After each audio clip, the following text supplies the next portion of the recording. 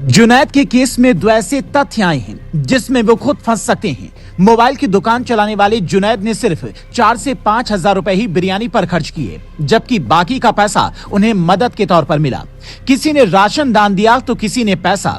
गाजियाबाद के नाहल में रहने वाले जुनैद के दावेदार आफ्ताब अली ने बताया, जुनैद ने महज 4 से 5 हजार रुपए ही खर्च किए थे। बाकी मदद दोस्तों और शुभ चिंतकों से मिली। कुछ लोगों ने सीधे सामान ही दिया था। जुनैद ने सुप्रीम कोर्ट में याचिका भी लगाई है। उन्होंने दावा किया कि परिवार को और उन्हें यूपी पुलिस परेशान कर रही है। दरअसल इस कहानी की शुरुआत एक लेटर से होती है, जिसे लव लेटर भेजा गया था। इसी लेटर के बाद से जुनैद की जिंदगी में तूफान आ गया। लेटर में लिखा था, मेरे अपने जुनैद भाई, आपकी खिलानी की कला का कायल होकर यूपी पुलिस और भूखंड मंच आपके आने की प्रतीक्षा कर रहा है। जुनैद भाई, हम आपकी शाहदरा वाली छोटी सी मोबाइल की दुकान पर गए, जहां आप मोबाइल रिपेयरिंग का काम करते थे। मुझे पता चला कि आप घोर गरीबी और मुफलिसी में जिंदगी जी रहे थे। फिर अचानक आपको अल्लाह ने बरकत दी। आप जंतर मंतर पर पहुंचे और आपके ही लोगों का दावा है कि आपने हर दिन 10,000 तक लोगों को खाना खिलाया, जिसमें बर्गर और कई महंगे आइटम थे। इसीलिए यूपी पुलिस का भूखंड मंच जानना चाहता है कि एक टाइम के खाने की कितनी फीस है,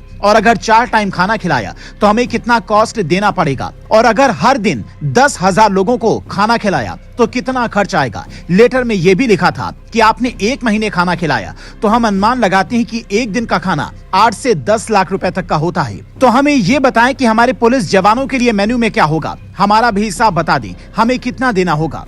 ये वही लेटर है जिसके बाद जुनैद की जिंदगी में संकट ही संकट आ गया। जुनैद का परिवार दावा करता है कि 5,000 रुपए ही परिवार ने लगाए।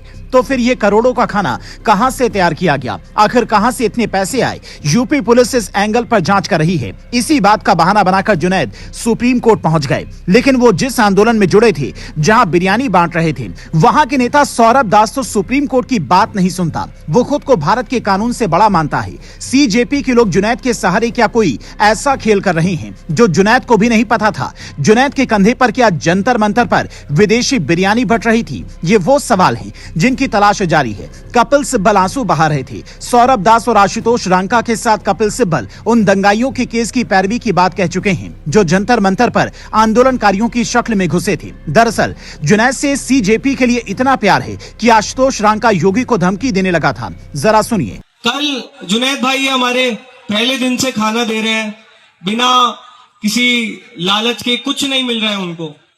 पहले दिन से सरकार उनके पीछे पड़ी है, आईबी वाले पड़े हैं, सीआईडी वाले पड़े हैं।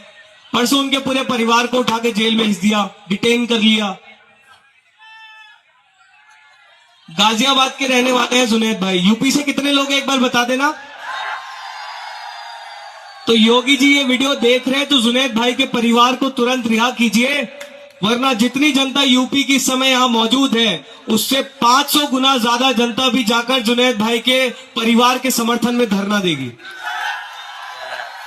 सीधी बात यह है कि जुनैद अगर पुलिस को नहीं बताना चाहते तो देश की सुप्रीम कोर्ट को ही बताएं कि बिरयानी के पैसे कहां से आए, बिरयानी कहां पकाई गई, या बिरयानी ऑनलाइन ऑर्डर की गई, बिरयानी किस किस दुकान से ली गई। क्योंकि जुनैद वक्फ का प्रदर्शन हो या फिर शाहीन बाग का प्रदर्शन, ये जुनैद हर प्रदर्शन में भूखों को खाना खिलाता है, लेकिन हिसाब नहीं देता।